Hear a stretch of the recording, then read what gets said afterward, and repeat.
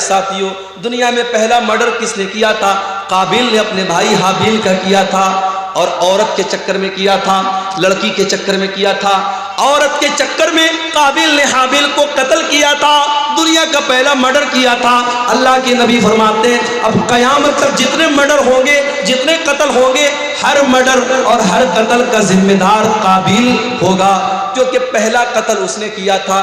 پتہ یہ چلا کہ جو برائی کی شروعات کرتا ہے، جو کسی غلط کام کی شروعات کرتا ہے، اس کے اوپر قیامت تک اور جب تک وہ غلط کام ہوتا رہے گا اس کا وبال اس کے اوپر پڑتا رہے گا، اس کی سزا اس کو ملتی رہے گی۔ اس لیے برائی کرنے سے زیادہ خطرناک برائی کی اسٹارٹنگ کرنا ہے۔ حضرت لوط علیہ السلام کی جو قوم تھی، اغلام بازی کی اور لڑکے کا لڑکے کے ساتھ بدکاری کرنا اور مرد کا مرد کے ساتھ بدکاری کرنا، ان کی قوم کے پہلے یہ گندا کام دنیا میں کبھی نہیں ہوتا تھا۔ اس کام کی شروعات کی تھی حضرت لوط علیہ السلام کی قوم نے۔ اسی لیے جب حضرت لوط علیہ السلام نے اپنی قوم کو سمجھایا تو کہا تھا کہ اے میری قوم کے لوگوں، تم نے اس گندگی کی شروعات کی ہے، اور اگر یہاں سے یہ گندا کام شروع ہوا تو جب تک یہ گندا کام ہوتا رہے گا تمہیں اس کی سزا ملتی رہے گی۔ میرے پیارے ساتھیوں، اللہ تبارک و تعالیٰ کو فساد مچانے والے، آتنک مچانے والے، خون خرابہ کرنے والے لوگ پسند نہیں ہیں۔ واللہ لا یحب الفساد، اللہ کو فساد پسند ہے۔ ارے اسلام کا تو یہ حال ہے، ہمارے پیارے نبی جب سن 8 ہجری میں مکہ میں داخل ہوئے، 10,000 کا لشکر آپ کے ساتھ ہے، مکہ کے اندر آپ بڑی فاتحانہ شان کے ساتھ داخل ہو رہے ہیں۔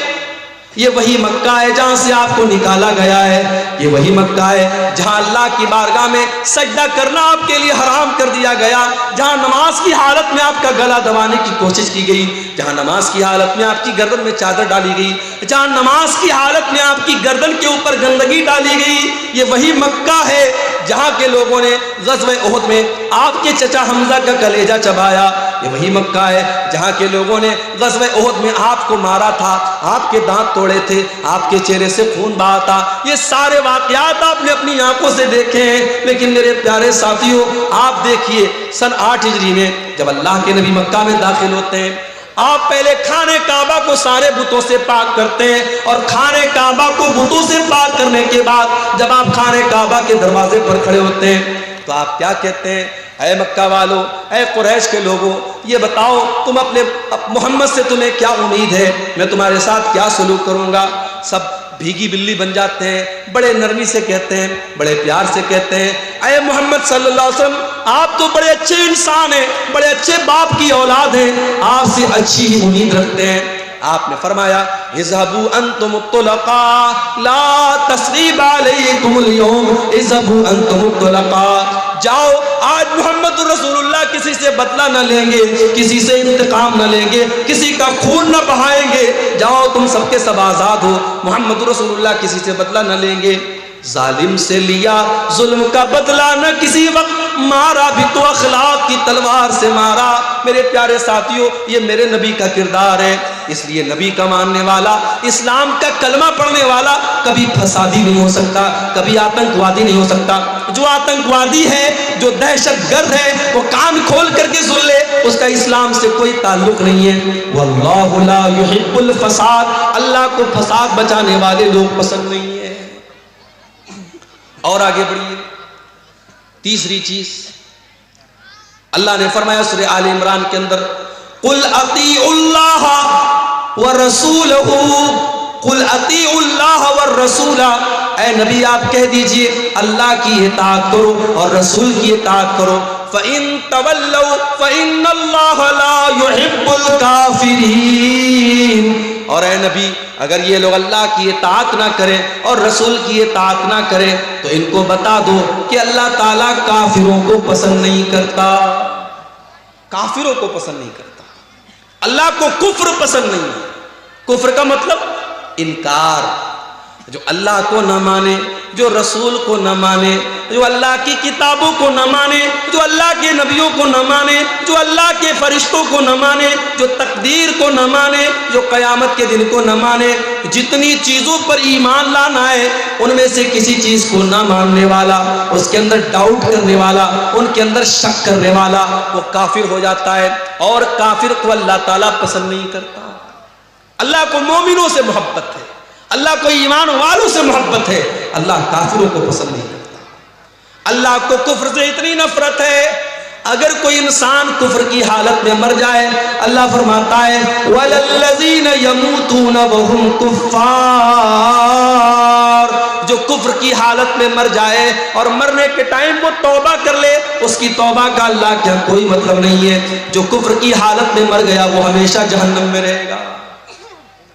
اللہ کا شکر ادا کیجئے میرے بھائی، ہم اور آپ ایمان والے ہیں، ہم اور آپ مسلمان ہیں۔ اگر ہم اور آپ مسلمان نہ ہوتے، ایمان والے نہ ہوتے، شاید ہم بھی کسی پتھر کے بت کے آگے آج سجدہ کر رہے ہوتے، شراب پی کر کے ناچ رہے ہوتے۔ یہ الگ بات ہے، بہار میں نتیش کمار صاحب نے شراب بندی کر رکھی ہے، لیکن اندر سے ٹیبل کے نیچے سے بڑی شراب پی جا رہی ہے بہار کے اندر۔ ابھی جھارکھنڈ سے میں آ رہا تھا، آج شام کو بھاگلپور سے وہاں میں نے جمعہ پڑھایا لال مٹیا میں، وہاں سے میں اسکارپیو سے آ رہا تھا۔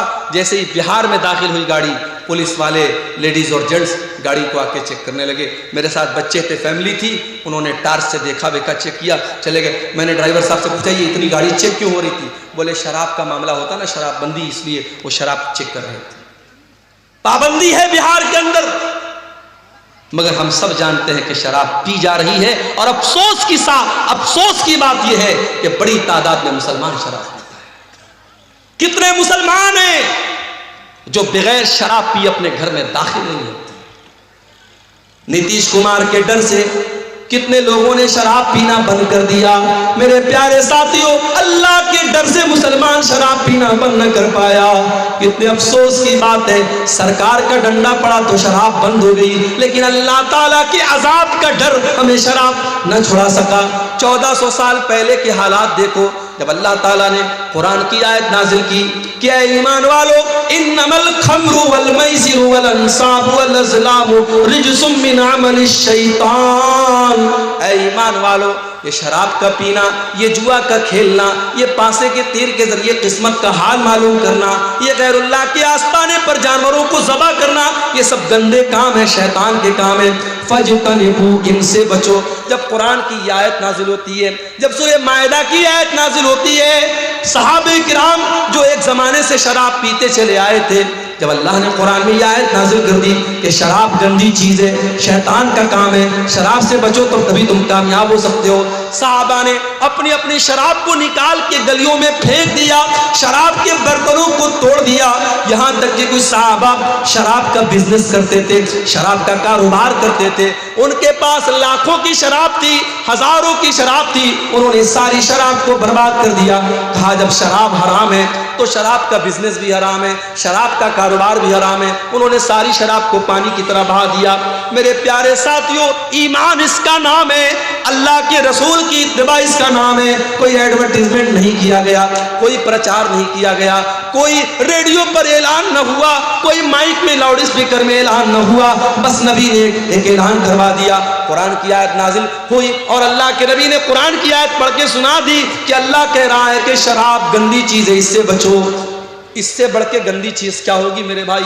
آج شراب پی کر کے آدمی گھر میں آتا ہے، زبان سے گندی گندی گالیاں نکالتا ہے، شراب پی کے گھر میں آتا ہے، اپنی بہن اور بیٹی کو بھی گندی گندی باتیں کہتا ہے، شراب پی کر کے گھر میں آتا ہے، اپنے بچوں کے سامنے نازیبا باتیں کرتا ہے، شراب پی کر کے اپنی بیوی کی کمائی کھاتا ہے، شراب پی کر کے اپنی ساری کمائی کو لٹا دیتا ہے۔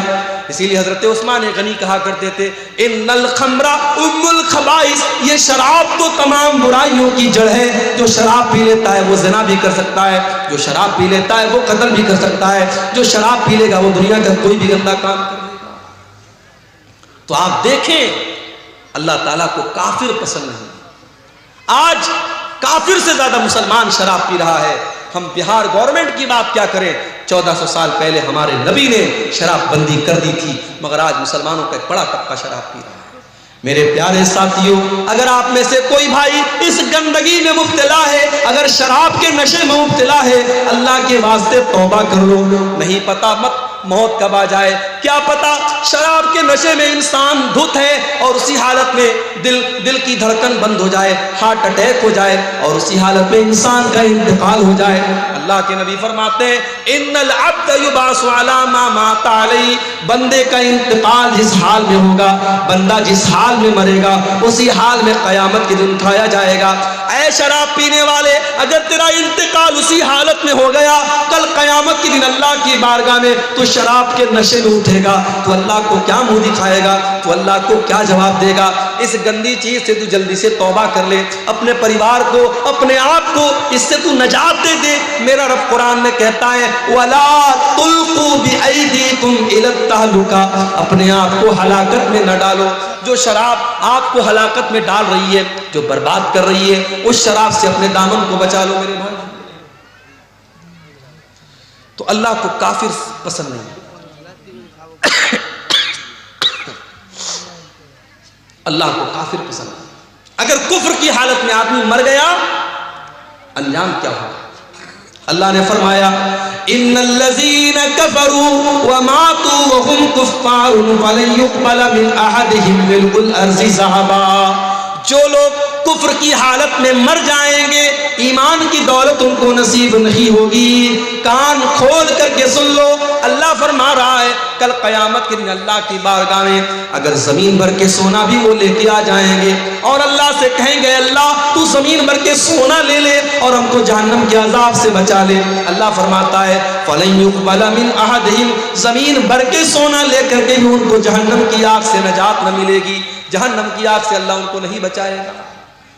اس لیے میرے بھائیوں ایمان کی قدر کرو اور ایمان پر قائم رہو۔ اللہ کو کافر پسند نہیں ہے، اللہ کو کفر پسند ہے۔ اور آگے بڑھو، اللہ کو ایک اور چیز بہت زیادہ ناپسند ہے۔ کیا ہے وہ چیز؟ وَلَا تُجَادِلْ عَنِ الَّذِينَ يَخْتَانُونَ أَنفُسَهُمْ، اے نبی، اے میرے پیارے نبی، آپ ان لوگوں کا ڈیفنس مت کیجئے، ان لوگوں کا بچاؤ مت کیجئے، ان لوگوں کی طرف سے آپ بحث مت کیجئے جو اپنے آپ کے ساتھ خیانت کرتے ہیں۔ ان اللہ لا يحب من کان خوانا اثیما، اللہ تعالیٰ ایسے لوگوں سے محبت نہیں کرتا ہے جو خیانت کرنے والے ہوں۔ خیانت اللہ کو پسند نہیں۔ خیانت کس کو بولتے ہیں بھائی؟ امانت کا الٹا ہے خیانت۔ امانت یہ ہے کہ آپ کو جو ذمہ داری دی جائے آپ اس ذمہ داری کو صحیح طریقے سے ادا کریں۔ اگر آپ ٹیچر ہیں، آپ کی ذمہ داری بچوں کو پڑھانا ہے، پڑھانے کے ٹائم آپ بچوں کو پڑھانے کے بجائے موبائل میں لگے ہوئے ہیں، بچے شور مچا رہے ہیں، بچے کتاب پڑھ نہیں رہے اور ٹیچر موبائل میں لگا ہوا ہے، یہ امانت کے ساتھ خیانت ہے۔ پولیس کا کام کرائم کو روکنا ہے، پولیس والا بجائے کرائم کو روکنے کے اگر کرمنل لوگوں سے رشوت لینا شروع کر دے، اگر وہ گنڈوں اور بدماشوں سے ٹیکس لینے لگے، ان سے پیسہ لے کر کے ان کو چھوڑنے لگے، یہ پولیس کے عہدے کے ساتھ خیانت ہے۔ ان اللہ لا يحب من کان خوانا اثیما، اللہ کو خیانت کرنے والے لوگ پسند نہیں ہیں۔ اس لیے امانت میں خیانت سے بچو میرے بھائی۔ جو بھی امانت اور جو بھی ذمہ داری آپ کے کندھے پر ڈالی گئی ہے اس ذمہ داری کو صحیح طریقے سے رکھو۔ ہمارے کچھ بھائیوں نے ہم کو بتایا اسی بہار کی سرزمین پر، اسی جھارکھنڈ کی سرزمین پر یہ کام بھی ہو رہا ہے۔ ایک مسجد کا 4 بار فوٹو لیا جا رہا ہے اور 4 بار سعودی عرب سے اس کا پیسہ اٹھایا جا رہا ہے۔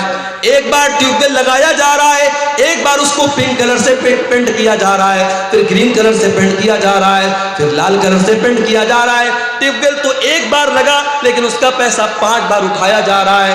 یہ 420 یہ اللہ کے دین کے نام پہ ہو رہی ہے، صدقہ خیرات کے نام پہ ہو رہی ہے، زکوٰۃ کے نام پر ہو رہی ہے۔ میرے پیارے ساتھیوں، اس بے ایمانی کا حساب قیامت کے دن دینا پڑے گا، ان علماء کو بھی دینا پڑے گا، ان مشروعات کا کام کرنے والوں کو بھی دینا پڑے گا جو آج امت کے پیسے کے ساتھ اتنی بڑی خیانت کر رہے ہیں۔ آج کتنی مسجدیں جو باہر سے فنڈ آیا 30 لاکھ کا لیکن اس میں دیا گیا صرف 10 لاکھ روپئے اور میٹیریل کو بالکل ہلکا کر دیا گیا۔ پتہ یہ چلا 5 سال کے بعد مسجد کی چھت بیٹھ گئی، 5 سال کے بعد مسجد کی زمین بیٹھ گئی، 5 سال کے بعد مسجد کی دیوار گر گئی، پیسہ آیا 30 لاکھ، لگایا گیا 10 لاکھ اور 20 لاکھ کو بیچ میں سے غائب کر دیا گیا۔ میرے پیارے ساتھیوں، کیا یہ خیانت نہیں ہے؟ ان اللہ لا يحب من کان خوانا اثیما، اللہ تعالیٰ خیانت کرنے والوں کو پسند نہیں کرتا۔ اور ایک بات اور کہنا چاہتا ہوں، یہاں بہت سارے ہمارے بزرگ بھائی بھی بیٹھے ہیں، اولاد والے بیٹھے ہیں، ہماری کچھ مائیں بھی بیٹھی ہوں گی، وہ مائیں ہیں جن کی گھر میں بیٹیاں ہیں۔ اگر آپ ایک بیٹی کی ماں ہیں، اگر آپ ایک بیٹے کے باپ ہیں، یہ بیٹے اور بیٹی بھی آپ کے کندھے پر اللہ کی امانت ہے۔ اللہ نے اگر آپ کو اولاد دیا ہے، اللہ اولاد کے بارے میں سوال کرے گا۔ اللہ کے نبی فرماتے ہیں کلکم راع و کلکم مسئول عن رعیتہ، او لوگو تم سب کے سب ذمہ دار ہو اور تم سے تمہاری ذمہ داری کے بارے میں سوال کیا جائے گا۔ فالرجل راع علی اہل بیتہ، انسان اپنے گھر والوں کا ذمہ دار ہے، اپنی فیملی کا ذمہ دار ہے، اپنے پریوار کا ذمہ دار ہے، اور انسان سے اس کے پریوار کے بارے میں سوال کیا جائے گا۔ والمرأۃ راعیۃ علی بیت زوجہا، اور عورت اپنے گھر کی ذمہ دار ہے۔ شوہر تو نوکری پہ چلا گیا، شوہر تو دکان پہ چلا گیا، شوہر تو کاروبار پہ چلا گیا، گھر میں 24 گھنٹے رہنے والی تو عورت ہے۔ گھر میں جوان بیٹی کس سے باتیں کر رہی ہے، رات کو کہاں 2-2 بجے تک موبائل پہ لگی ہوئی ہے، رات کو وہ کہاں جا رہی ہے۔ آج اگر ماں اس بات کی پرواہ نہیں کرتی اور بیٹی رات رات بھر غیر محرموں سے چیٹنگ کر رہی ہے، کان کھول کر کے سن لو میری ماؤں، بیٹی تو گنہگار ہوگی، بیٹی کی ماں کو بھی اللہ کے حساب دینا پڑے گا۔ ان اللہ لا يحب من کان خوانا اثیما، اللہ تعالیٰ کو خیانت کرنے والے پسند نہیں ہیں۔ اور آگے بڑھیے، اللہ کو ایک اور چیز بہت ناپسند ہے، اور وہ چیز ہے اسراف، حد سے تجاوز کرنا۔ یا بنی آدم خذوا زینتکم عند کل مسجد، اے آدم کے بیٹو، جب تم مسجد میں جایا کرو، جب تم نماز پڑھنے جایا کرو تو اپنی زینت کو اپنا لیا کرو۔ لوگ اکثر یہ سوال کرتے ہیں شیخ صاحب نماز میں ٹوپی کا لگانا کیسا ہے؟ بھائی صاحب ٹوپی کا لگانا فرض نہیں ہے، ٹوپی کا لگانا واجب نہیں ہے، ٹوپی کا لگانا سنت نہیں ہے، مگر ٹوپی ہمارے کلچر کا ایک حصہ ہے۔ ہمارے دیش میں، ہمارے ملک میں مسلمان کی پہچان ہوتی ہے ٹوپی سے، ہمارے کلچر کا، ہماری سنسکرتی کا، ہماری تہذیب کا ایک حصہ ہے۔ آپ شادی میں ٹوپی لگا رہے ہیں، آپ جنازے میں ٹوپی لگا رہے ہیں، اور مسجد میں آپ آتے ہیں تو جان بوجھ کے آپ کھلے سر نماز پڑھ رہے ہیں، یہ مناسب نہیں ہے۔ اللہ قرآن میں کہتا ہے یا بنی آدم خذوا زینتکم عند کل مسجد، اے بنی آدم، اے آدم کی اولاد، جب تم مسجد میں جایا کرو، جب تم نماز پڑھنے جایا کرو تو اپنی زینت کو اپنا لو، ایسا لباس پہنو جس لباس کو پہن کر کے تم اچھے لگو۔ بھائی نماز تو بنیان میں بھی ہو جائے گی، اگر مرد کا ناف سے لے کر کے گھٹنے تک کا حصہ ڈھکا ہوا ہے اور کندھا ڈھکا ہوا ہے تو نماز تو ایسے بھی ہو جائے گی، مگر آپ بنیان پہن کے اور ایک چھوٹا سا گمچھا باندھ کر کے مسجد میں آئیں، یہ مناسب نہیں ہے۔ آپ اس ڈریس میں آئیں جو آپ کی بہترین ڈریس ہے، جس ڈریس میں آپ اچھے لوگوں کے پاس اٹھتے ہیں، بیٹھتے ہیں۔ اللہ کہہ رہا ہے اے آدم کی اولاد، جب تم مسجد میں آؤ تو اپنی زینت کو اپنا۔ وَكُلُوا وَاشْرَبُوا، اور خوب کھاؤ خوب پیو، وَلَا تُسْرِفُوا، لیکن کھانے اور پینے میں حد سے تجاوز نہ کرو، اسراف نہ کرو، فضول خرچی نہ کرو۔ اِنَّهُ لَا يُحِبُّ الْمُسْرِفِينَ، اللہ تعالیٰ فضول خرچی کرنے والوں کو پسند نہیں کرتا۔ ایک مرتبہ میرا پروگرام تھا کلکتہ میں، مٹیا برج ایک علاقہ ہے، وہاں بڑا اچھا علاقہ ہے، مسلمانوں کی بڑی آبادی ہے، اور ماشاءاللہ سب پیسے والے لوگ ہیں، سب بزنس مین لوگ۔ میں گیا، میرا پروگرام تھا، تو وہاں ایک مسلمان سیٹھ جی تھے، مجھے لوگوں نے بتایا کہ ان کی بیٹی کی شادی ہوئی تو انہوں نے 5 کروڑ روپے کا زیور اپنی بیٹی کو بنا کے دیا۔ 5 کروڑ روپے کا زیور انہوں نے اپنی بیٹی کو دیا، یہ دکھانے کے لیے صاحب میں بہت پیسے والا ہوں۔ بھائی دولت ہے تمہارے پاس، اس کا مطلب یہ نہیں ہے کہ تم اس کو جہاں چاہے اور جیسے چاہو اڑا دو۔ اس امت میں آج کتنی غریب بہنیں ہیں جو اپنے بچوں کا خرچ چلانے کے لیے دوسروں کے گھر میں جا کے صفائی کا کام کرتی ہیں، برتن مانجتی، تب ان کا پریوار چلتا ہے۔ اس امت میں آج بھی کتنے بچے ہیں جو ایک ٹائم کا کھانا کھاتے، دوسرے ٹائم کا کھانا انہیں نصیب نہیں ہوتا۔ اس امت میں آج بھی کتنے لوگ ہیں جن کے سر پر چھت نہیں ہے، جن کے پاس اپنا مکان نہیں ہے، جو سڑکوں اور چوراہوں پر رات میں کھلے آسمان کے نیچے رات گزارتے ہیں۔ جس امت کا یہ حال ہو، جس قوم کا یہ حال ہو، اس قوم کے لوگ، اس قوم کے امیر امرا 5 کروڑ روپے کے زیورات اپنی بیٹیوں کو شادی دے رہے ہیں، پورے زیورات سے اپنی بیٹی کو لاد دے رہے ہیں۔ کیا یہ فضول خرچی نہیں ہے میرے بھائی؟ اللہ کے نبی فرماتے ہیں قیامت کے دن انسان لا تزول قدم ابن آدم من عند ربه یوم القیامہ، قیامت کے دن انسان 5 سوالوں کا جواب دیے بغیر اپنی جگہ سے ٹس سے مس نہیں ہو سکتا۔ 5 سوالوں کا جواب سب کو دینا ہے، مجھے بھی دینا ہے، آپ کو بھی دینا ہے، عالم کو بھی دینا ہے، جاہل کو بھی دینا ہے، عام آدمی کو بھی دینا ہے، اور VIP کو بھی دینا ہے۔ 5 سوالوں کا جواب سب کو دینا ہے۔ پہلا سوال عن عمرہ فیما افنا، تو نے اپنی زندگی کو کہاں گزارا۔ دوسرا سوال وعن شبابہ فیما ابلا، تو نے اپنی جوانی کو کہاں گزارا۔ تیسرا سوال وعن مالہ من این اکتسبہ، تو نے مال کہاں سے کمایا۔ چوتھا سوال وفیما انفقہ، تو نے مال کہاں پر خرچ کیا۔ مال کہاں پر خرچ کیا اس کا بھی حساب دینا پڑے گا۔ اپنی محبوباؤں کے لیے ریچارج کروانے والے ہمارے منچلے نوجوان، وہ 100-200 روپے کا جو ریچارج کراتے ہیں اپنی کانوں کی لذت کے لیے اور بدکاری کے لیے، وہ بھی تیار رہیں۔ مال کہاں پہ خرچ ہو رہا ہے حساب دینا پڑے گا، اور مال کیسے کما رہے ہو، ڈریم 11 کے ذریعے کما رہے ہو، سٹے بازی کے ذریعے کما رہے ہو۔ ابھی ہمارے واٹس ایپ پر ایک میسج آیا کہ کرکٹ کے میچ میں سٹا لگانا ہو تو ہم سے کانٹیکٹ کیجیے، ہمارے گروپ کو جوائن کر لیجیے، ہم 100% بالکل صحیح بھوشیہ وانی کرتے ہیں۔ میں نے کھولا وہ گروپ، دیکھا، میں نے سوچا کہ دیکھیں یہ کیا بھوشیہ وانی کرتا ہے۔ آج پاکستان کا اور ساؤتھ افریقہ کا میچ تھا، اس نے کہا یہ میچ پاکستان جیتے گا۔ اب کتنے لوگوں نے اس کے کہنے پر سٹا لگا دیا ہوگا، لاکھوں کا، کروڑوں کا، اور شام رات ہوتے ہوتے جب رزلٹ آیا پتہ لگا پاکستان ہار گئی اور ساؤتھ افریقہ جیت گئی۔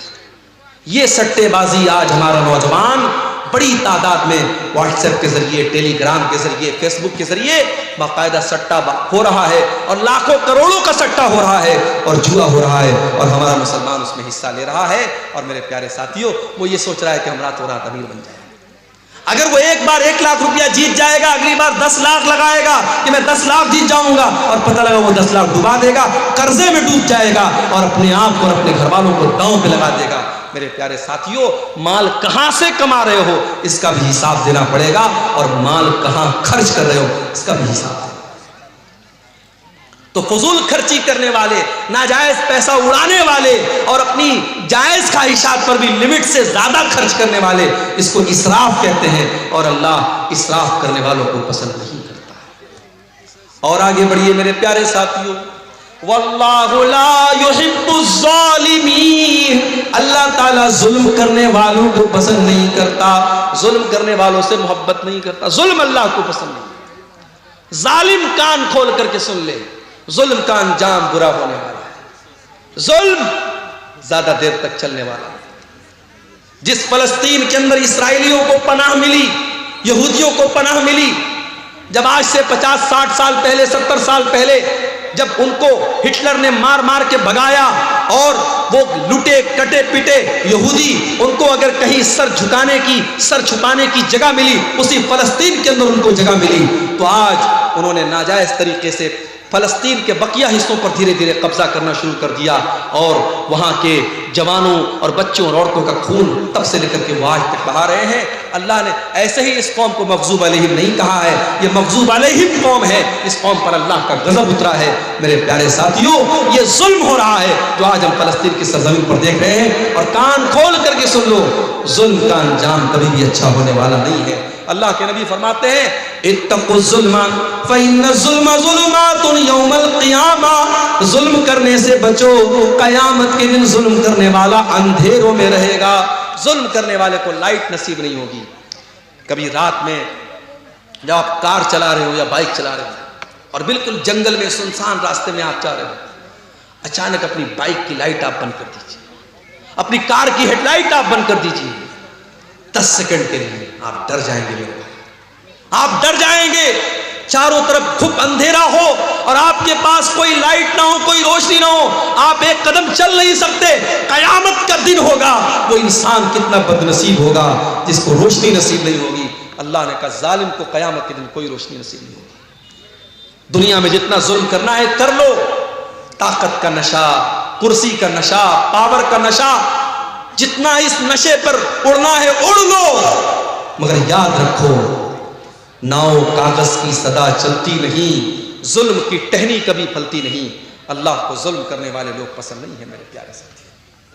اس کائنات کا میں اللہ کا یہ نظام اور اللہ کی یہ سنت رہی ہے، اللہ کا قانون رہا ہے۔ اللہ نے مشرک اور کافر کو حکومت دی ہے، لیکن اللہ نے ظالم کو حکومت میں نہیں رہنے دیا ہے۔ ظالم کا انجام بڑا بھیانک ہوا ہے۔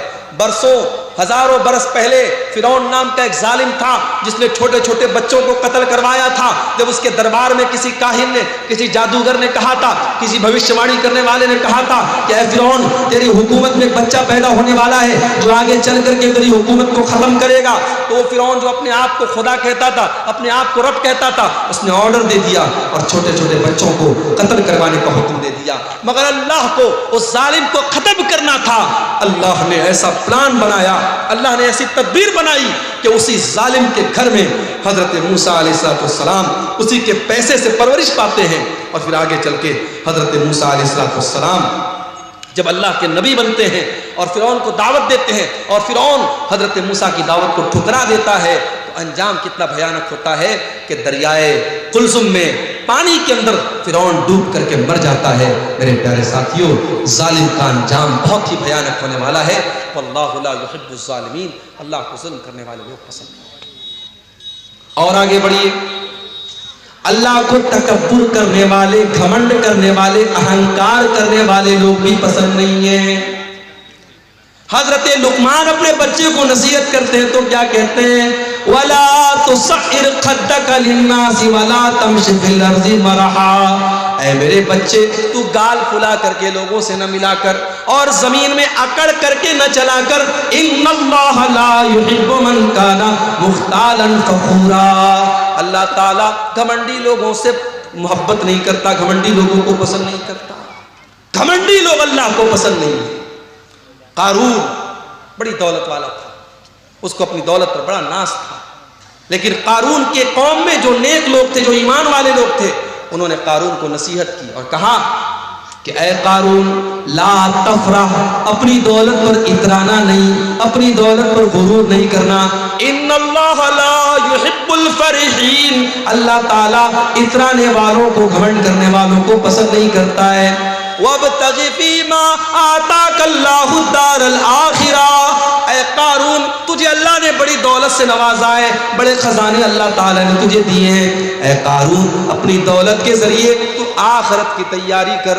او میرے پیارے ساتھیوں، آج اللہ نے آپ کو دولت والا بنایا ہے، اپنی دولت کو اللہ کے راستے میں خرچ کیا کرو، مسجدوں میں دیا کرو، مدرسوں میں دیا کرو، کار خیر میں دیا کرو، اپنی آخرت بنایا کرو۔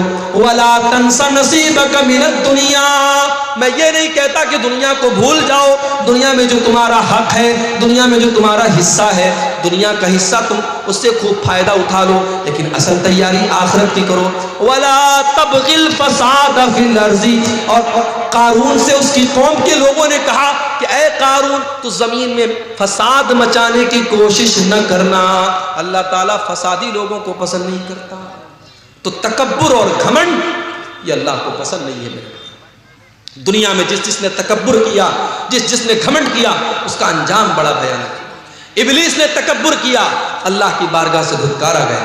قارون نے تکبر کیا، اس کے محل کو زمین میں دھسا دیا گیا۔ فرعون نے تکبر کیا، اس کو پانی میں ڈوبا کر کے مار دیا گیا۔ نمرود نے تکبر کیا، ایک معمولی مچھر نے اس کا کام ختم کر دیا۔ قوم عاد نے تکبر کیا، قوم سمود نے تکبر کیا، اللہ نے پٹک پٹک کر کے ان کو بے جان کر دیا۔ میرے بھائیوں، تکبر کا انجام بڑا ہی بھیانک ہوتا ہے، اور تکبر کرنے والا اور گھمنڈ کرنے والا اللہ کو پسند نہیں ہے۔ اب یہاں ایک سوال پیدا ہوتا ہے، مولوی صاحب نے شیروانی پہنی ہے، سامنے ایک لنگی والا آ گیا، لنگی پہنے ہیں، بنیان پہنے ہیں۔ اب مولوی صاحب کے دل میں فیلنگ آئی کہ یار میں 10,000 روپے کا کپڑا پہنا ہوں، یہ 500 روپے کا کپڑا پہنا ہے۔ مولوی صاحب کے اندر ایک فیلنگ آئی، حاجی صاحب کے اندر ایک فیلنگ آئی کہ میں پیسے والا آدمی ہوں، میرا کپڑا اس کے کپڑے سے اچھا ہے۔ تو کیا اچھا کپڑا پہننا یہ حرام ہے؟ اگر ہم پیسے والے ہیں، دولت والے ہیں، تو کیا ہم مہنگا کپڑا نہیں پہن سکتے، اچھا کپڑا نہیں پہن سکتے؟ ایسا کوئی مسئلہ نہیں۔ آپ اگر پیسے والے ہیں، آپ اگر دولت والے ہیں، تو آپ اچھا کپڑا پہن سکتے ہیں، بلکہ پہننا چاہیے۔ پھٹا پرانا کپڑا پہننا یہ دینداری نہیں ہے۔ بہت سے لوگ اس کو سمجھتے ہیں پیسہ بہت ہے، دولت بہت ہے، لیکن ہمیشہ پھٹا پرانا کپڑا پہن کر کے بالکل عجیب و غریب شکل بنائے رہیں گے اور کہیں گے صاحب پیسہ تو ہے، مگر ہمارا اسلام یہ کہتا ہے کہ سمپل رہو۔ سمپل رہنا ایک الگ چیز ہے، اور اپنی دولت ہونے کے باوجود پھٹا پرانا میلا کچیلا کپڑا پہننا یہ الگ چیز ہے۔ اللہ کے نبی کے ایک صحابی آئے، اللہ کے نبی نے دیکھا کہ بڑی ان کے کپڑے بڑے میلے کچیلے ہیں۔ آپ نے کہا دولت ہے تمہارے پاس، پیسہ ہے تمہارے پاس؟ کہا اے اللہ کے نبی بہت دولت ہے، اتنی بکریاں ہیں میرے پاس، اتنے اونٹ ہیں میرے پاس، اتنے غلام ہیں میرے پاس، بہت دولت ہے، بہت پیسہ ہے۔ اللہ کے نبی نے فرمایا ان آتاک اللہ مالا فلیرا اثر نعمت اللہ علیہ۔ اے میرے صحابی، اگر اللہ نے تم کو دولت سے نوازا ہے تو دولت کا اثر تمہارے اوپر ظاہر ہونا چاہیے۔ اچھا کپڑا پہنا کرو، اپنی حیثیت کے مطابق کپڑا پہنا کرو۔ اچھا کپڑا پہننا برا نہیں ہے، ہاں اچھا کپڑا پہننے کے بعد جب گھر سے نکلو تو جو تم سے کمزور کپڑا پہنے ہوئے ہیں اس کو تم کبھی حقیر مت سمجھنا، یہ تکبر ہو جائے گا۔ اللہ کے نبی فرماتے ہیں ان اللہ جمیل یحب الجمال، اللہ تعالیٰ خوبصورت ہے اور خوبصورتی کو پسند کرتا ہے۔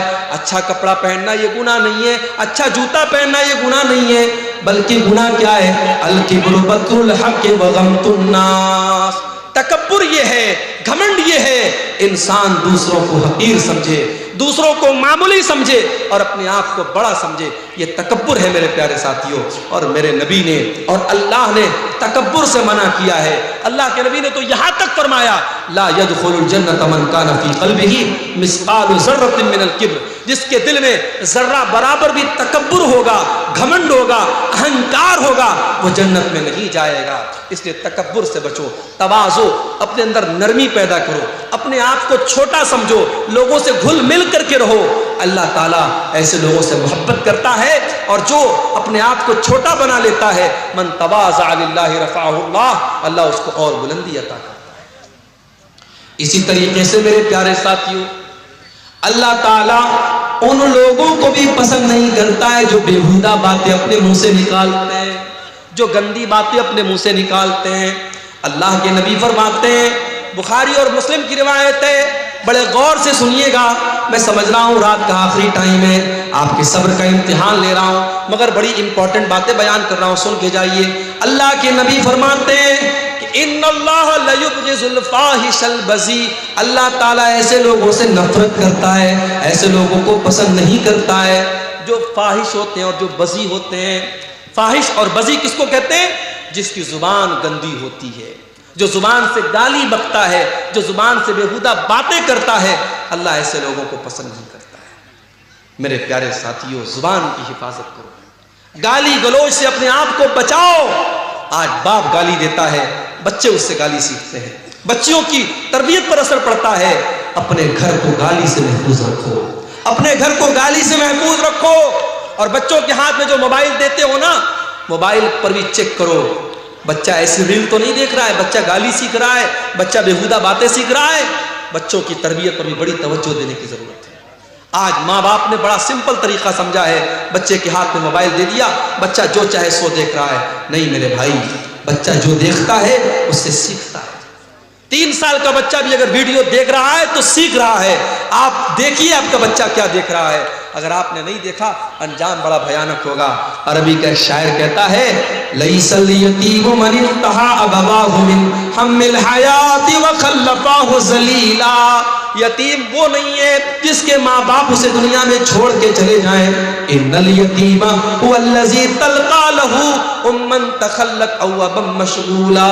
ارے یتیم تو وہ ہے، یتیم تو وہ ہے، اناتھ تو وہ ہے، ماں تو اس کے پاس موجود ہے مگر ماں کے پاس اپنے بچے کی دیکھ بھال کے لیے ٹائم نہیں ہے. باپ تو اس کے گھر میں موجود ہے مگر باپ کے پاس اپنے بچوں کے لیے فرصت نہیں ہے. میں تو خود ایک مدرسے میں ٹیچر ہوں. کبھی کبھی ایسے بھی پیرنٹس آتے ہیں، ایسے بھی ماں باپ آتے ہیں، بچہ کون سی کلاس میں پڑھتا ہے باپ کو یہ بھی نہیں پتا، بچہ کون سی کلاس میں پڑھتا ہے ماں کو یہ بھی نہیں پتا. اتنے بے خبر مت بنو میرے بھائی، اتنا پیسہ کمانے کے پیچھے اندھے مت بنو کہ آپ کو یہ محسوس ہی نہ ہو کہ آپ کا بچہ کہاں جا رہا ہے. تو اللہ تبارک و تعالیٰ کو ایسے لوگ بھی پسند نہیں ہے جو بیہودہ